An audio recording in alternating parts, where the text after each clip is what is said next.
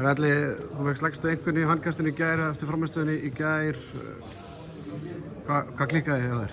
Skotin. Það var nú ekkert mikið flóknar að. Þetta var bara svona ákveðin hauskúpuleikur í færanýtingu og svona kannski sérstaklega 1-1 í vörn í fyrri hálfleik, en það er fínt að hafa bara klárað þetta núna og allir hinir voru góðir, þannig að það er allt í lagi að eitt sé lélegur þegar allir hinir eru góðir. Já, ég meina við nefndum það í þættinum í gær að það væri fínt að klára þetta bara í þessu leik þráttur að vinna með 13 mörkum.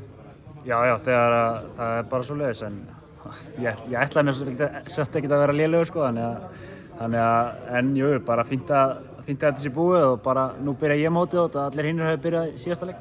Fékkstu eitthvað svona komment frá Snorra eftir leik?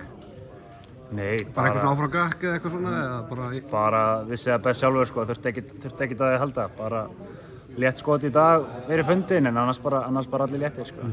Hvað tvennt ólíkt að fara að mæta pólverunum varandi eða með þetta ítalska lið sem var bara að spila allt öðru handbolta við byggust við.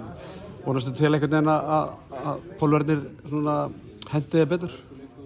Já, mér fannst ekkert endilega að liggja kannski á ítölunum, mér fannst það bara vera svona bara eins og færanýtingin, það liggur ekkert á ítölunum, það liggur bara sjálfur mér sko.